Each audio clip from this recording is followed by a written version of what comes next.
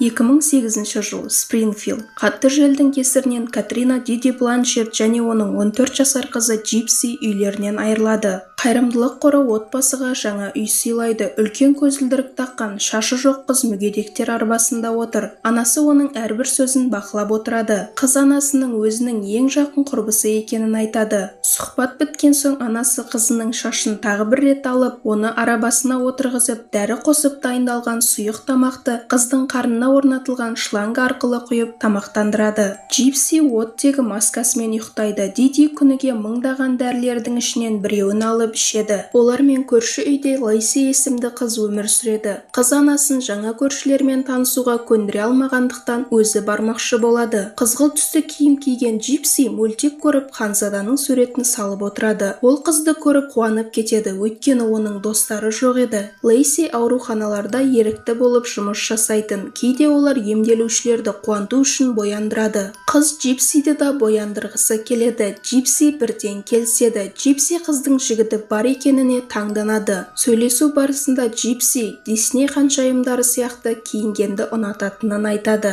Мұның барлығын Диди сырттай бақылап тұр. Қызға боянған түрі қатты ұнайды, бірақ анасы сулы тряпканы беріп, бетін сүртіп тастауын бұйырады. Қыз жылап отырып бетін сүртеді. Джипси теңдестері сияқты өмір сүргісі келетін, бірақ анасы оған рұқсат бермейді. Келесі күні Диди қызымен бірге аулада Лейсидің жігітін көреді. Лейсидің анасының есімі Мел, ал қасындағы көршісінің есімі Челлой болатын. Диди көршілеріне қызының жақ асты безінің алынғанын, жүрегінде шум анықталғанын, анемия және де тағы басқа ауруларының бар екенін айтады. Дидидің айтуынша қыз өздігінен жүре алмайды. Лейси көршісіне кола ұсынады. Мұны көре сала Диди қыздың қантқа аллергиясы бар дейді. Үйде Диди қызына бір түйір қанттың өзі қандай салдарға алып баратынын түсіндіреді. Содан кейін Диди қызын сауда үйіне алып келеді. Джипси анасынан моншақтан жасалған алқа алып беруін сұрайды. Диди ешкім көрмей тұрғанда алқаны сумкасына салады, бірақ мұны көршісі Мел көріп қояды.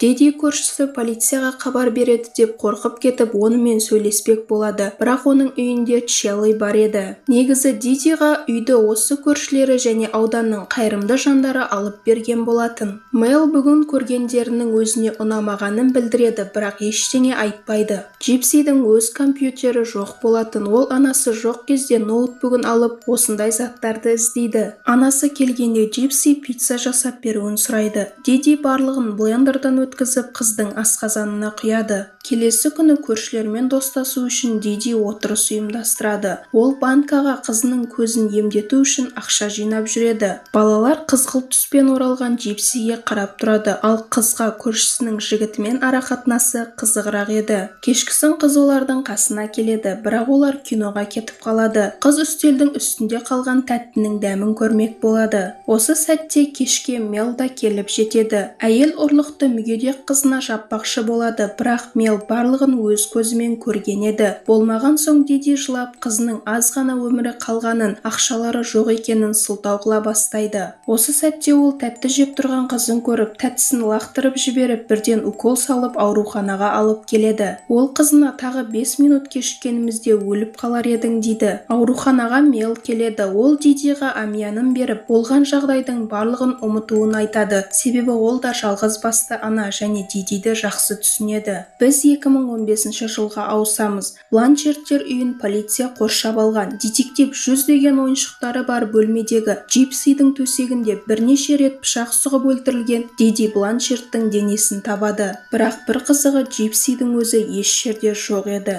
2008 жыл. Диди әдеттегідей қызын жатқызып, дәрісін қабылдап, бүгін жинаған $1,500 санап ұйқыға кетеді. Түн ортасы сағат 11-де Джипси маскасын шешіп, оңай аяққа тұрып холодильникке барады. Қыз өзінің шынымен де қантқа аллергиясы бар екенін тексермек болады. Өйткені ол ауруханада анасының қызына көптеген қант қосылған дәрілерді беретінін естіп қояды. Күтілгенде қызға ештеңе болмайды. Оның үстіне ол үнемі отыра бергендіктен белі ауырып қалатын еді. Анасы қызының аяқта жүргенін көріп қойып жатуын бұйырады және қызына маскасын қайтарып тағып қояды. Джипси көзінде жасымен ұйқыға кетеді. 2015 жыл. Жиналған көршілер Джипсидің ауру күйімен қайда кетуі мүмкін деп ойлануда. 2009 жыл. Джипси коланы 2 литрлік бөтелкемен ішіп, балмұздақты қасықтап, ал кәмпиттерді уыстап жеуде. Ақыр соңында Дидидің қатты күткен хаты келеді. Джипси жыл баласы номинациясын жеңіп алады. Әрине, анасы ол туралы соншалықты аянышты сөздер жазған соң таңдалмауы мүмкін емес еді. Осы уақыт аралығында тәттіні көп жеген Джипси тіс ауруы не екенін біледі.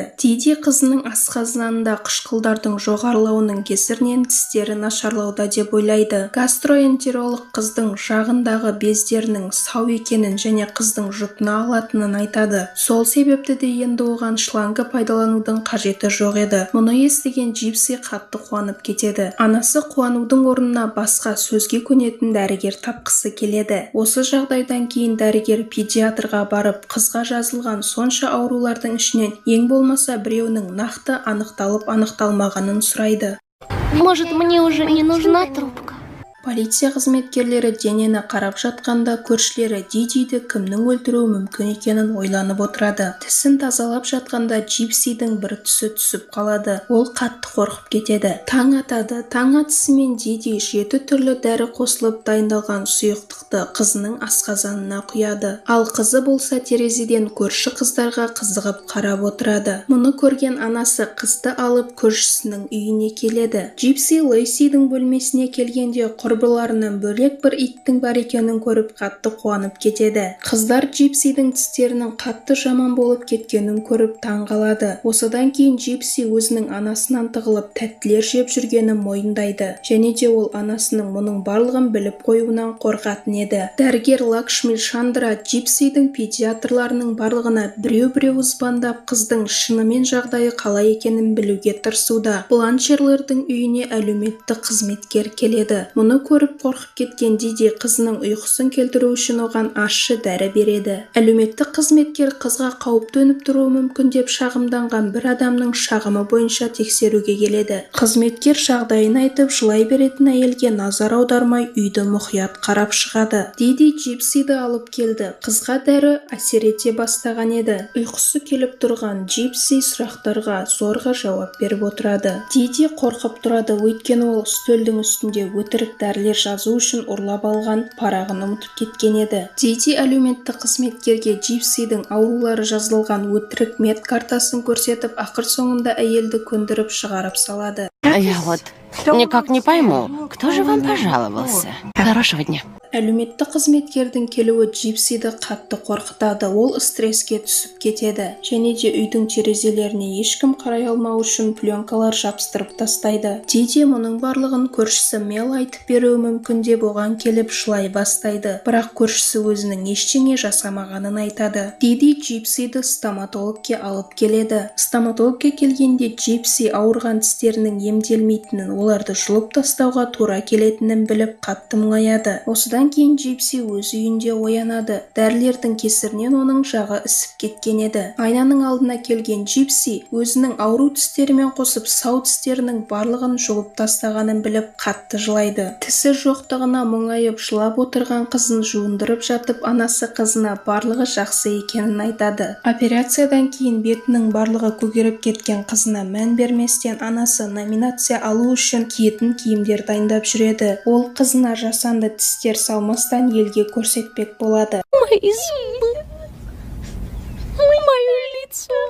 Дәрігер Чандра Дидиге хабарласады. Ол Джипсиді мамандарға көрсету үшін қызбен кездескісі келеді. Диди тісі мен шашынан айырылған қызының басына бантик жабыстырып қояды. Сахнаға шықпастан алдын Джипси анасынан сыйлық алады. Бұл жасанды тістер еді. Джипси анасының тісті беретін болса, осынша уақыт неге оны қинағанын түсінбейді. Сахнаға шыққан Джипсиге 2009 жылдың жыл баласы болғаны үшін сыйлық табысталады. Сыйлық көлемі де аз емес, $5000 еді. Қолына микрофонды алып Джипси махаббат туралы ән айта бастайды. Анасы да оған қосылады. Бланшерттер дәрігер Чандраның қаралуына келеді. Джипси дәрігермен жалғыз қалады. Жалғыз қалған кезде дәрігер қызға оның қантқа аллергиясы жоқ екенін айтып, Кока-кола ішуге ұсынады. Сонымен қатар ол қызға оның басқа ауруларының да жоқ болып шығуы мүмкін екенін айтады. Осыдан кейін дәрігер қыздың қарнындағы шланганы ауыстырады ауыстырып береді. 2015 жыл Лейси анасына және полиция қызметкерлеріне Джипсидің Фейсбукта құпия аккаунты бар екенін айтады. Соның көмегімен ол көптеген достар тапқанын, тіпті өзіне жігіт тауып алғанын айтады. Джипси тағы бір керексіз ойыншықты төсегінің үстіне қойып қояды. Енді ол анасымен сөйлескісі келмейді және де есікті жауып алады.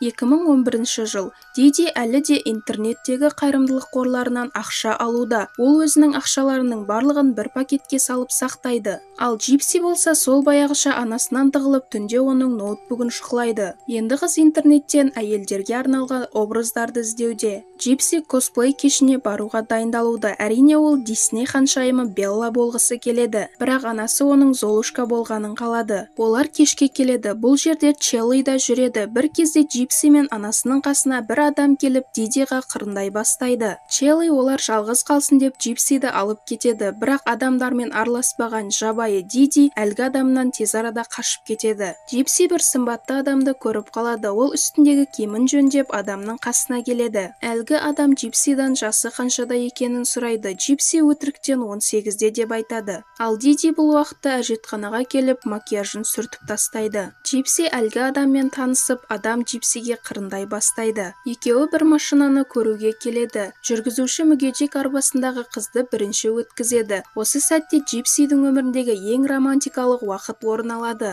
Әлгі адам оны көтеріп құшағына алып машинаға отырғызады. 2015 жыл Шелли аулада Диди сияқты мейірімді әйелге кімнің жамандық жасауы мүмкін деп ойлануда. Оның үстіне ол жігіттермен де араласпайтын еді. Бірақ осыдан 4 жыл алдын Диди көршілерінен осы районда тұратын бір адам туралы сұраған болатын. 2011 жыл Диди талпа адамдардың ішінен қызын іздеп жүреді. Диди қызының Скоттпен бірге жүргенін көріп қалады. Бұл Дидиге ұнамайды. Ол қызын үйіне алып кеткісі келеді. Осы кезде Скотт қыздан Facebook арқылы бір-бірімізбен хабарласып тұрайық дейді. Бірақ қыз Facebook не екенін білмейтін еді. Үйге келгенде Джипси анасынан қызығып әкесімен қалай танысқанын сұрайды. Осы сәтте Диди оған еркектердің барлығы өтірікші, кез келген уақытта тастап кетеді. Ал ананың махаббаты болса шексіз, үнемі қасыңда болады дейді. Сол күні түнде Джипси Facebook парақшасын ашпақшы болады. Ол тіркелу барысында өзінің шынында да жасы қаншада екенін ойлайды.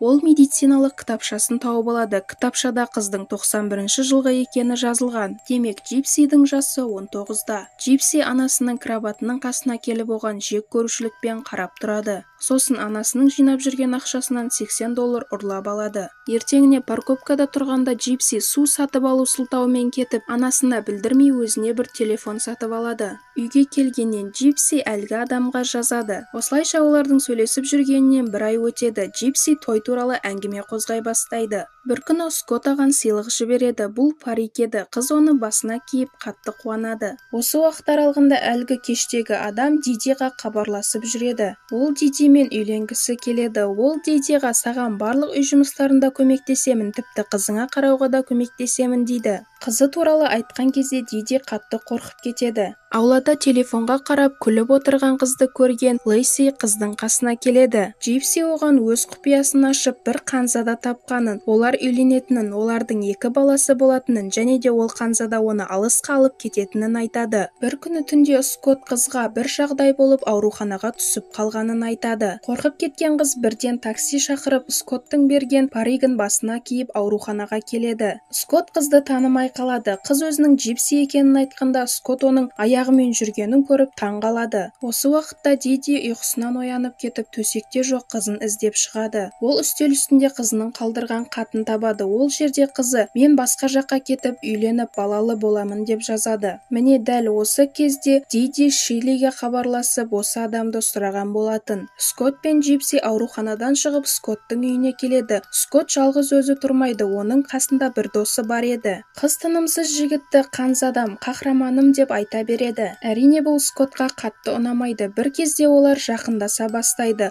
Осы сәтте есікті қағып Диди кіріп келеді. Диди жылап қызынан үйге қайтуын сұрайды, бірақ қызы ол түрмеге қайтып бармаймын дейді. Осы кезде Диди қыздың жігітпен сөйлесуіне кедергі болмайтынын айтады. Не знаю, что она наплела, но ей всего 14.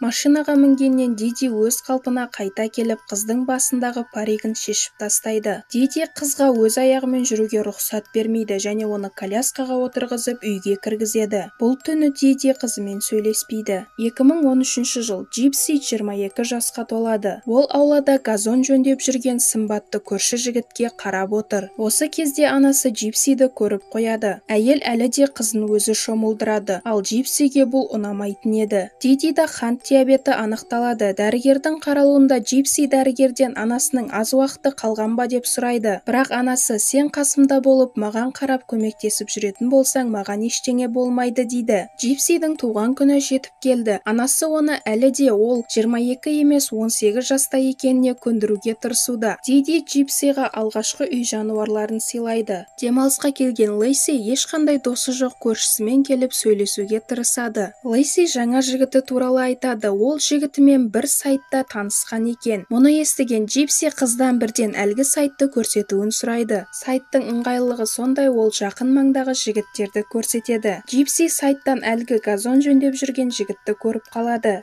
Дидиға бұрынғы күйеуі хабарласып Джипсиді туған күнімен құттықтағысы келеді, бірақ Диди адамға қызымен сөйлесуге рұқсат бермейді. Трубканы қойған сәтте Дидиге ауруханадан хабарласады. Ауруханадағылар осы аптада Джипсидің құлағына операция жасалуы керектігін, бірақ ол 18-ге толғандықтан барлық операцияларға келісімді өзі беру керек екенін айтады. Диди қыздардың махаббат туралы әңгіме айтып отырғанын естіп қояды. Үйге кірген соң ол қызына жігіттер туралы ойлауға саған әлі ерте деп ұрсып береді. Джипси анасына білдірмей ақшаны қалай жинау керек екенін табады. Ол күніге кішкенеден алып отырып өзінің ойыншығының ішінде сақтайды. Диди мен Джипси адвокаттың алдына келеді, өйткені Диди Джипсидің шешім қабылдау құқығын өзіне алмақшы. Адвокат әйелге шешімді сот қабылдайтынын, бірақ шешім қабылдау үшін Джипсидің дәрігері қыздың шынында да шешім қабылдау үшін миының жетілмегендігін дәлелдеуі керек болады дейді. Осы сәтте Диди қызының ақыл-есінің кем екенін, 7 жасар бала сияқты ойлайтынын айтады. Мұның барлығын естіп отырып ашуланып кеткен Джипси ойыншығының көзін жұлып алады.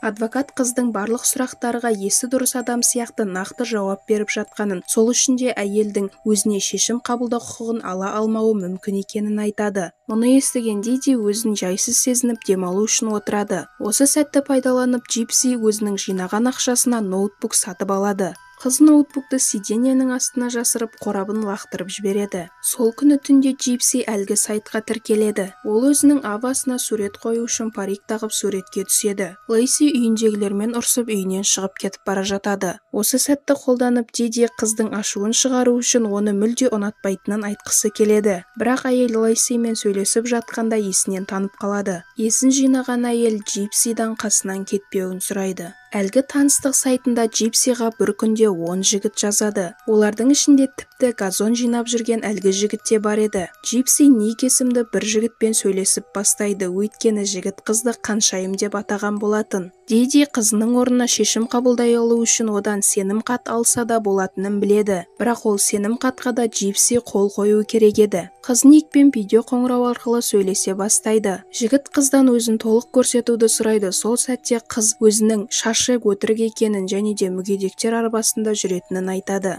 Жігіт бұл жағдай ештеңені өзгертпейді дейді. Жігіт менің ішімде де екі түрлі адам өмір сүреді. Ник ол жақсы жағым, ал Виктор деген жаман жағымда бар дейді. Диди пошта арқылы сенім хатты алады. Содан кейін ол Джипсиға келіп өзін жайсыз сезініп тұрғандай кейіп танытады. Әйел қызына түрмеде отырғанын және ол жерде өзін пышақтауға тырысқандар болғанын айтады. Сонымен қатар ол сенің басыңа да осындай жағдайлар келгенін қаламаймын дейді. Содан кейін қызға біздің адамдарды алдап жүргенімізді білсе сені түрмеге қамайды деп айтады.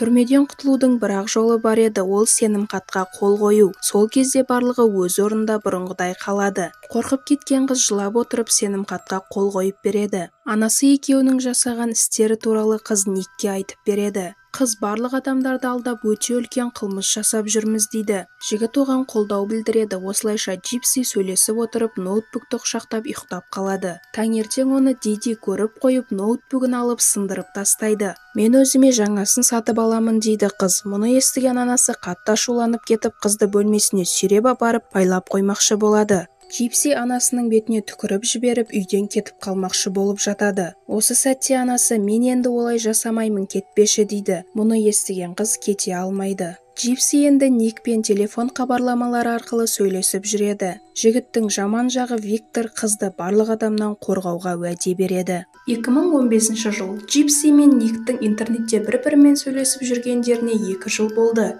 Енді Ник Джипсиді шын өмірде көріп онымен танысқысы келеді. Бірақ Джипси анасы олардың 2 жыл бойы жасырын сөйлесіп жүргендерін біліп қойса сөйлесулеріне рұқсат бермейтінін айтады. Осылайша қыз олардың кездейсоқ танысып қалулары үшін жоспар құрады. Джипси ертеңіне таңда бірден іске кірісіп анасына бір жерлерге барып қыдырып қайтайық деп ұсыныс жасайды. Осы 2 жыл ішінде диабеттің кесірінен Диди біраз семіріп аяқтары ісіп кеткен еді. Сонымен қатар мінезі де одан да жаман болып кеткен. Ол қызының желкесінен қатты қысып, мен бұл өмірде барлығын сен үшін жасаймын, бірақ саған үнемі барлығы аз болады дейді. Бұл қылықтарынан кейін Джипси анасына тек қана жек көрушілік сезінеді. Біздің жігітіміз Джипсидан біршама алыста тұрады. Джипсиға уәде бергендей жігіт өз жұмысында жоғарылауға тырысып жатады. Енді ол пицца пісіруші болмақшы. Бірақ жігіт икемсіз болғандықтан пиццалардың барлығын жерге түсіріп алады. Содан кейін оны даладағы жұмысына қайтарады. Пицца-педлер доставляет! Пицца-педлер доставляет! Диди қызымен татуласқысы келеді және де Золушканың жаңа шыққан фильміне баруға ұсынады. Осы сәтті пайдаланып Джипси жігітіне рубашка алып беріп автобусқа билет сатып алады. Ол жігіттің кинотеатрға келіп анасымен кездейсоқ танысып қалуын қалайды. Сонымен қатар ол жігітке айтуы керек болған сөздерді үйретеді. Бірақ ол бірде-бір сөзді есінде сақтап қала алмағандықтан қыз оған сөздерін жазып алуын ұсынады. Золушканың фильміне анасы Джипсиге міндетті түрде Золушканың киімін киіп бару керек екенін айтады. Диди мен Джипси кинотеатрға келеді, бірақ Ник еш жерде көрінбейді.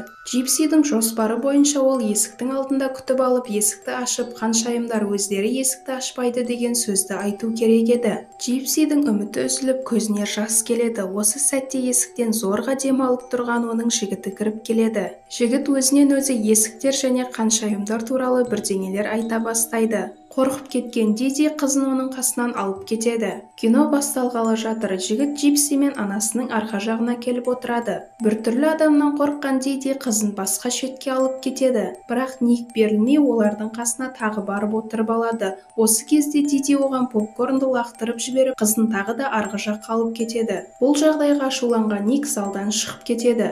Осы сәтте Джипси анасынан әжетханаға сұранады. Дидиға жүру қиындау болғандықтан ол қызын жалғыз жібереді. Джипси сыртқа шығып жігітіне әжетханаға баруын айтады. Содан кейін өзі де оның ізінен келеді. Жігіт қызды көріп, өмірінде көрген ең әдемі қыз екенін айтады. Осылайша екеуі бір-біріне жақындай түседі. Залда қызын уайымдаған Диди қызын іздеуге кетеді. Әжетхана бос емес еді. Содан кейін Диди залға қайтып келеді. Оның ізінен қуаныштан екі езуі құлағында болған Джипси да келеді. Фильм аяқталып олар үйге қайтпақ болып жатады. Ник есікті ашып тағы бір рет өз бағын сынап көрмекші болады, бірақ Диди оны жынды деп ойлап қызын алып кетіп қалады. Давай вернемся и поговорим с ним.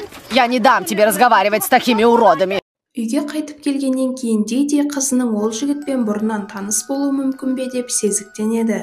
Жігіт қызға анасының енді оның қара тізіміне енгені туралы жазады. Содан кейін ол тіпті Дидидің өзіне хабарласып, Джипси екеуі ұзақ уақыт бойы бір-бірін жақсы көретінін және де ол Джипсидің болашақ балаларының әкесі екенін айтады. Сонымен қатар өзімен дөрекі сөйлесуге ешкімге жол бермейтінін айтып, трубканы қойып қояды. Диди қызын бөлмесіне алып барып жіппен байлап қоймақшы болады. Джипси тіпті қарсылық танытпайды. Кешкі асқа қарай Диди қыздың қолын шешеді. Қыз қолы шешілгеннен бірден жігітіне маған Виктор қажет деп жазады. Ник өз қиялындағы Виктор мен Джипсиді елестетеді. Олар бір-біріне әйел оларға бірге болуға кедергі жасайтын болса өлуі керек екенін айтады.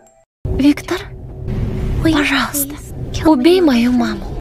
Сауда үйінде Джипси тағы да анасының аяғы ауыратын пайдаланып, одан әжетханаға сұранады. Бірақ қызға әжетхана емес, пышақ сататын дүкен керек еді.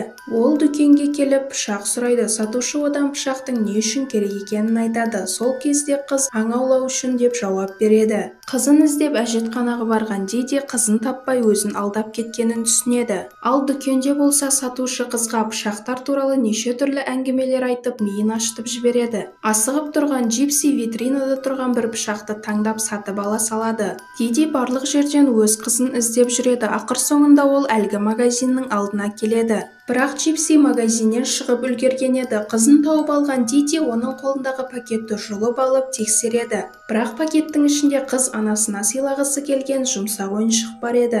Джипси өзінің құтқарушысына оған керекті заттардың барлығын сатып алғанын айтады. Осылайша ол заттарды үстелдің үстіне қояды. Олардың ішінде скотч, ұйықтататын дәрі, перчатка және пышақ бар еді. Ол жігітке Виктор ертең кешке келуі керек деп айтады. Бір жыл ішінде үйдің іші өте қатты шашылып кеткен еді, өйткені Диди қозғалуға қатты қиналатын. Ол тіпті өзінің аяқтарының тырнағын да ала алмайтын еді. Бұл жолы Джипси оған көмектесіп тырнағын алып береді. Осыдан кейін қыз анасы сезіктенбеу үшін онымен бірге ауруханаға барып ішіндегі трубканы ауыстырып келеді. Диди төсекте соңғы рет қызына қарап жатыр. Анасы ұйықтап қалған соң Джипси заттарын жинауға кіріседі. Ник есіктің алдына келгенін жазады. Осыдан кейін Дидидің айғайлап қызынан көмек сұраған дыбысы естілуде. Қыз бен жігіт такси шақырады. Қыз үйде біраз бөгеліп шыққан соң таксистке қонақ үйге қарай жүруін айтады. Олар өте бақытты көрінетін еді. Қонақ үйде қыз тынышталу үшін дәрі қабылдайды. Ертеңіне таңмен олар қонақ үйден шығып бір кафеге тамақтану үшін келеді. Бұл олардың алғашқы тамақтануы еді, бірақ романтикалық ештеңе болмайды. Ол жерге полиция қызметкерлері кіріп келеді. Қорқып кеткен Джипси өзінің қылмыскер емес екендігін айта бастайды. Осы сәтте ол сумкасындағы дәріні түсіріп алады. Олардың қасына келген полиция қызметкері дәріні алып береді. Дәрі Диди Бланшард есіміне алынған еді. Осыдан кейін қыз металл іздеуші аппараттың пышақты байқамау үшін пышақты почта арқылы Никтің үйіне жібереді. Осыдан кейін олар автовокзалға келіп Никтің үйіне баратын автобусқа билет сатып алады. Қыз бен жігіт ақыр соңында жаңа өмір бастау үшін Никтің ауылына жетіп келді. Оларды Никтің біртүрлілеу анасы машинада күтіп алады. Здрасте, очень приятно. Веселушку себе нашел, да, Ник? Жігіт өте күшті бір үйде тұрмайтын еді. Никтің бөлмесі чердакта орналасқан және іші қатты шашылып жатқан еді. Бөлмеде киім салу үшін шкаф бар еді.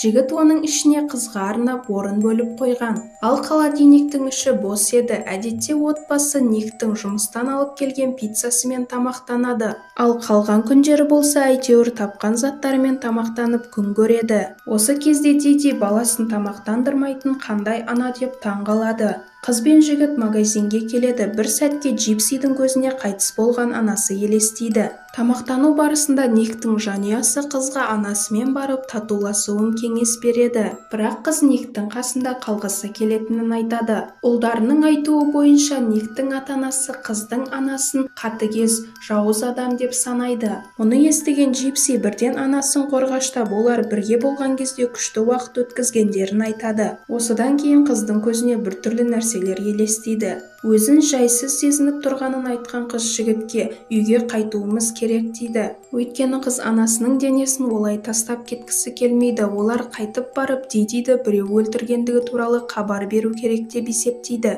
Осыдан кейін олардың ойына керемет идея келеді. Олар Дидидің Фейсбуктағы парақшасына өлтірген маньяктың атынан жазуды ойлайды. Лейси жұмыстан қайтып келеді. Фейсбукты ашқан ол Дидидің парақшасына біреудің "бұл қаншық өлді" деп жазғанын көреді. Ол бірден анасына хабарласып Фейсбукты көруін айтады. Бірақ жоспар ойдағыдай жүзеге аспайды. Барлығы пікір қалдыруда, бірақ ешкім барып үйді тексермейді. Осы кезде Джипси маньяктың атынан тағы бір рет "мен ол шошқаны өлтірдім және де қызын зорладым" деп жазу қалдырады. Бірақ олар хаттың жіберілген мекен жайын өшіруді ұмытып кетеді. Ник полиция қызметкерлерін бұл хаттың мекен жайын тексеретіндей ақылды емес екенін айтып қызды жұбатады. Ақыр соңында Лейси мен Мел үйді келіп тексеруге бел буады. Бірақ есікті ешкім ашпайды. Осылайша олар полицияға хабар береді. Осылайша сол күні кешкісін келіп полиция қызметкерлері денені табады. Ал басқа жақта Никтің отбасы кешкі ас ішейін деп жатыр. Осы сәтте әлгі пышақты салып жіберген почта келеді. Қорқып кеткен Джипси бірден айғақтарды жоғалту үшін пышақты өзенге тастамақшы болады. Джипсидің ізінен Ник шығады. Қыз оған олардың айғақтарды жасыру керек екенін айтады және де Ник оған мүлде көмектеспей жатқанын айтады. Мұны тыңдап тұрған Ник қызды жұбатудың орнына жерде жатқан тасты қолына алады. Джипси қатты ашуланып кетеді. Осы сәтте Никтің анасы келіп оларға үйге кіруін айтады. Полиция қызметкерлері Фейсбуктағы хаттың жіберілген мекен-жайын анықтап сол жаққа қарай жол тартады. Никтің бөлмесінің терезесінен полиция қызметкерлерінің машиналарының жарықтары көрінеді. Полиция қызметкерлерін көрген Джипси қатты қорқып кетеді. Олар қашатын жол таппайды. Осы кезде Ник оған шкаптың ішіне тығылу туралы идея тастайды. Ұйқыдан оянып кеткен Никтің ата-анасы неге полиция қызметкерлерінің олардың үйін қоршап алғандарын түсінбей тұрады. Шкаптың ішінде отырғанда Ник Джипсиді жұбатып, олар үнемі бірге болатынын айтады. Полиция қызметкерлері отбасыдан Джипси Бланшеттің қалай келгендігі туралы сұрайды. Никтің анасы баласының ақыл-есі орнында болмағанымен оның адам өлтіруге қабілетті емес екендігін айтады. Полиция қызметкерлері үйге кіріп үйді тексере бастайды. Джипси өзін-өзі қылмыс жасамағандығына көндіруге тырысып жатады. Осы сәтте шкаптың есігі ашылып, полиция қызметкерлері жұпты тұтқындайды. Бөлімшеде Джипсиден жауап алу үшін бөлмеге детектив кіреді. Ол қызға анасының біреулердің тарапынан өлтірілгенін айтады. Мұны естіген қыз актерлік шеберлігін пайдаланып өтірік жылай бастайды. Мұны көрген детектив қыздың бұл іске қатысы бар екенін білетінін және де өз жазасын қиындатпау үшін сұрақтардың барлығына шынында нақты жауап беру керек екенін айтады. Ал басқа бөлмеде Ник түсініктеме беріп жатады. Ол полиция қызметкерлеріне бірден Дидиді өлтіргендігін мойындайды. Және де детективтің бұл жағдайға Джипсидің қатысы бар ма деген сұрағына жігіт шын мәнінде анасын өлтіруді Джипсидің өзі сұрағандығын айтады. Никтің анасы баласының ойлау қабілеті 15 жасар баланыкінде екенін айтады.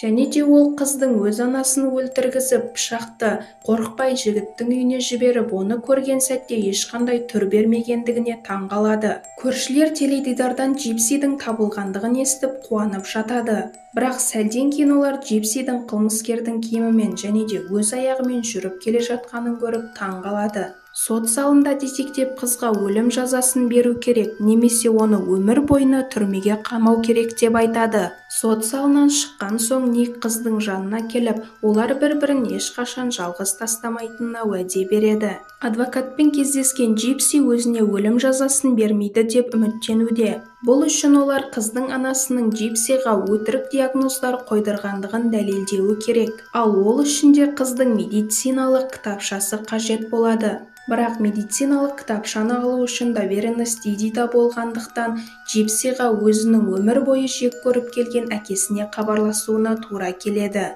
Түрмеде күтілмеген жағдай болып, Джипси оңала бастайды. Түрме дәрігері оның қарнында орнатылған трубканы алып тастамақшы болады. Бірақ қыз трубка анасынан естелік болып қалсын деп алдырғысы келмейді. Дәрігер сонда да трубканы алып мусорға тастайды. Енді қыз жалғыздықта тамақтанады және де жалғыз өзі ұйықтайды.